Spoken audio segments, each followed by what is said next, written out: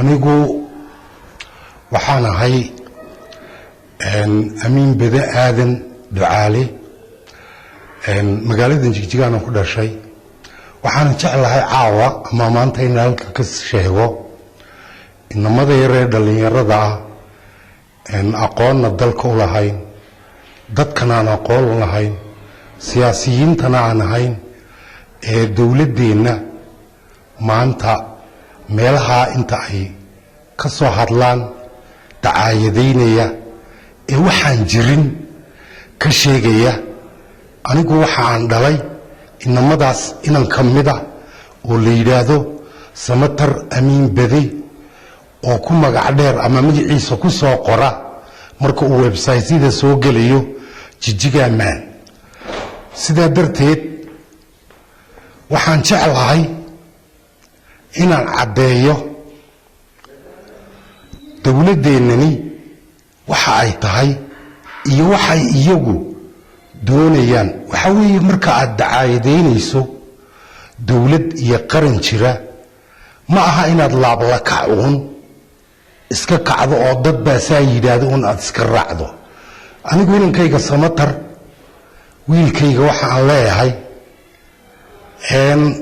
magaaladan Jigjiga waxaad ka tagtay adiga oon bislaanin oo jira muddo ilaa qariiban 16 jir ah ilaa 16 jir sano ah ayaabaad meesha ka tagtay 2000 baanad ka baxday haddana waxaan galay imika 2018 wax alliya waxaad cid kale oo bilow aadamiya iyo dawlad aad taageerto wax u tartada iyo ummad aad wax u tarto ama qabaa'il aad wax u tarto jifada aad sheeganayso wax u tartee anigii ku dhalay ee waalidka ahaa ee aabbaha ahaa iyo walaaladaadii yaryaraa ee la dhalatay waxaad weligaa u soo tartay ma jirto wax tarra waxaad uga dhigtay inaad dawladdoodii wax bartay caruurta ee ay ku noolaayeen ee gargaaraysay inaad meelaha ka soo dacaayadayso ood ka soo caydo taasina haddii aad wax cid wax tari jid waaqna waxba u tarimaysid reer aad ka dhalatayna waxba u tarimaysid anigoo aabbaha ah weligaa iyo allaha intaa aad maqnayd 17 sano ayaad waddanka ka maqan tahay wax alliya waxaad waddankaa u qabatay ama aad aniga qoys ahaan hooyada Xaliimo Xuseen oo aad u tartay haba yaraatay ma jirto walaalada wax alliya waxaad u qabatay oo aad weligaa iyo allaha $10 hooya waxaa siista aad tidhi ma jirto qofku marka uu isagu iskaafiyo uu reerkooda kaafiyo uu dadkooda waxu taro ayaabuu cid kala laaci karaa ruuxa waxaa lagu qiyaasaa marka hawl loo dhiibayo oo la yidhaah ninku reer ma leeyahay reerkiisa ma wadan karaa sidee buu u wataa qayskoodii ehelkooda sidee buu u yahay markaasaa qofka la aamini karaa waxa uu ku hadlayo iyo waxa uu qabanayo laakiin niman lagu halbeega qofka lagu qiyaasaay qoyskooda weeye waxaana ba ku weydiin lahaa intaan kula soo hadlay baan ku yiri aabba dawladeennan dawlad ka wanaagsani inama soo marin waxaad iigu jawaabtood igu tiri 98 labadii urur ee isku darsaday ururkii laagada iyo ururkii ONLF-taan ayaa jiray arrintii aaway balaagadii dib ugu noqda dadkana dhageysanayo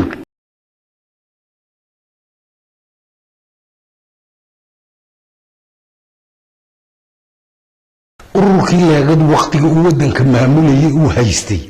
waxaan u malaynayaa Soomaali oo dhan meel ay joogtaba qowmiyadeenu in ay ka dharagsan tahay waxay ahaayeen waxa uu maanta wiilkaygu ku andacoonaya isagiyo inta la socotay sida Cumar Dool iyo ina jigre iyo kuwa lamidii waxay ku andacoonayaan waxa weeye leegadii waxay ahayd baa doonaynaa leegadii waxay ku koobnayd magaaladan Jigjiga xaafada aynan xukumin baa xitaa jirtay tii cayn ka ahayd maanta waxa bedelay waynu aragnaa sida darteed waxaan anigu leeyahay laablaka in aad la kacdaan waxa ka fiican wax cilmiya oo run ah oo la taaban karo ayay dawladdeennani maanta dalka ay u qabatay aabba Samattarow waxaad ka tagtay waddankani sidii uu ahaa dib uma aadan arag maalintii aad ka ambabaxday kadib haddii aad maanta iman lahayd waxa aad ku hadlayso waad ka yaxyixi lahayd oo magaalada Jigjiga oo kaliya aad arki lahayd waxa weeyaan dacaayada caynkaasi iyo waxan aad afuufaysaan iska daaya ummadda Soomaalidu maanta dawladdan iyo xisbigani waxa uu u qabtay weligeed iyo allaheed waxaan maqli jiray ka awow ka ab biyo dhaamis ayuma weligeed allahay maqli jiray waa markii ugu horeysay ee adduunka ilaahay magaalada la yiraahdo xarshin waa markii ugu horeysay biyo loo soo saaray ay maanta ka cabaan taariikhda adduunka meel lagu maayo sida darteed waxa waddanka laga qabtay waxaan tirin karo ma aha sida darteed adiga waxaan ku leeyahay adiga inta la midkaaba inta aydan horta u kicin ummad kale iyo bulsho kale iyo qabaa'il kale iyo cid kale bal horta qoyskaagii wax uma u tartay reerkiinii wax uma u tarteen sida darteed haddaad cid wax u qaban lahayd walaalkaagii kula dhashay ee Samatar ahaa ayaabaad ka bixin lahayd lacagta magafo oo haysto ummad kale oo wax u tartay sida darteed dadkana ha lugoynina ruuxan idin aqooninba moodi in aad wax u qabanaysaan ummadda marka horeysa aad u hanqaltaagin waxa ka fiican qoyskiina oo kaliya bal aabaha baan ahay anigu miyaad weligaa ii sheegan $100 oo soo dirtay hooyada way aradan tahay wax allayo waxaad u tartay miyaad garan walaalada wax allayo waxaad u tartay miyaad garan marbu walaalka Samad Cabdirasaaq hargeysa intuu uu tagay buu telefoon ku soo dirto waad ka xidhatay telefoonkiina marka qofku marka uu reerkooda kaafiyo ayuu ummad kalena wax u qaban karaa aniga oo aabaha waxaan kugu cadeynayaa maanta weligaa inaadan waxba noo tarin weligaa iyo allahaadan aadan qoyskiina u tarin sida darteed haddaad cid wax u tari reerkiina wax u tari lahayd qabiila noloshu waa individual shakhsi weeye qofka halbeega la saarana waxa weeye sidee buu ummadooda u hayaa oo u wadaa markaasaa xil lagu aamini karaa hadalkiisana la aamini karaa ummadda kale ee waxaan u sheegaya hadalka ay u waramayaan aniga igu quus qaata qoyskoodii ku quus qaasta walaaladii ku quus qaata ninka sidaas miyaad hadalkiisa wax la qaato oo la aqbali karo miyuu yahay ninka maanta leego ku andacoonaya ee maanta jid waaqban wax u qaban leh ilaaban ku dhaarshay bal eega ma ninkaasa maanta nin la aamina oo la raaca waxaan idin leeyahay ummadda Soomaalida halugoynina been ha u sheegina adiga iyo inta kula socota ee macnaha lahayn Umar doon aniga isku classmate baan ahayn isku classmate ayaan ahayn waxaan malaynayaa dugsi hoose kala xaadiya meelahaas ayaa buu naga haray ilaa ka 7 oo xasanayaan wadan dhigin jiray ma gafo ma gudbu ahaa waxa liyo xududkoodii iyo dalkoodii u soo qabtayna haba yaraatay ma jirto dhowriyo 70kii buu tagay ilaamkan uu iska maqan yahay ina jirday guddiga fulintan anigu ku daray ee markii horeysay magaalada Jigjiga laga doortay intay reerkoodu aamini waayay ayaan anigu kaxeeyay oo anigu faafan ka soo saaray sida darteed haddii isagoo dheregsan oo waddanka ka shaqaysta ayuu ahaayar waddankiisa ka cararay haddii uu waddankiisa wax u qabanayo intaasoo dhan buu joogay waxa la waddanka u soo qabtay ma jirto sida darteed dadkiinan ku andacoonaya maanta magaca qabaa'ilka qoyskiina markaad wax u tartaan yaabaad qabaa'ilkiinana wax u tari karaysaan sida darteed waxaan idin leeyahay arrintaa inta aad ka hadhaan ummadda Soomaaliyeed maanta way isku dibadhacday kililku way isku dibadhacay meel baa loo wada jeedaa wixii alliyo wixii nabadgelyada sidii wax looga qabtay waxba idinkuma seegana horumarka maanta wadanka ka socda waxa idinku seegani haba yaraatay ma jirto adduunku maanta waa qoyskana meel baa la wada degan yahay marka waxa ka fiican in aad ummadiina dhinac ka raacdaan runtii anigu oo qof blue aadamiya aan iqasbayn baan anigu codsaday marka intaan inankaygi la hadlay uu arintaa iga garwaaqsan waayay inaan anigu imaado oo aan caddeeyo in aynan nimankaasi wax dalka iyo dadka dan ay u wadaani inaynan jirin sidaa darteed ummaddu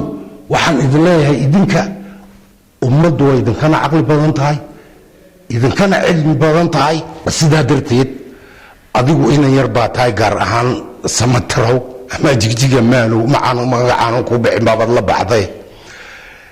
inan yar baa tahay dalkana sidaad uga baxday dib umaad iman runtii haddaad iman lahayd maanta Jigjiga wax weyn baa kaaga kordhi lahaa sidaa darteed qofku qabiil laguma naco qofka qabiil laguma jeclaado mabda' baa wax lagu diidaa wax qabad baa ruuxa lagu raacaa muxuu qabtay hebel intuu u meesha hayay ayaabaa qofka lagu aaminaa sidaa darteed dowladeennan iyo xisbigeennan halka maalintii ay qabteen maamulkan maanta jira halkii uu kililkeenu taagnaa waa la ogyahay mid cid waliba ka dharagsantabeed maantana cadceedda soo baxday wax sacab iyo eraye idinku aad ka tidhaahdaan dibadda lagu ku qarsoomi kara wax qabadka dowladdu maanta ma aha wax sababa ood u haysaan ood ku dacaayadan kartaan oo dhaliil ah dowladda aad ku sheegi kartaan maanta aynu haysanayna haba yaraatay ma jirto marka waxaan idin leeyahay dhalinyaro yaryar oon aqoon lahayn baa tihiin idinku oon dalka waxba ka arag xumaata ah runtii in aad iska hadashaan waxaa idin dhaama inaad si cilmiyaysan wadanka waxqabadkiisa aad u eegtaan qofka halbeega la saaraayo wuxuu ka mid yahay in lagu eego ninkan qoyskooda soo haya qoyska sidoo wada markaasaa qofka xilligu aamini karaa sidaa darteed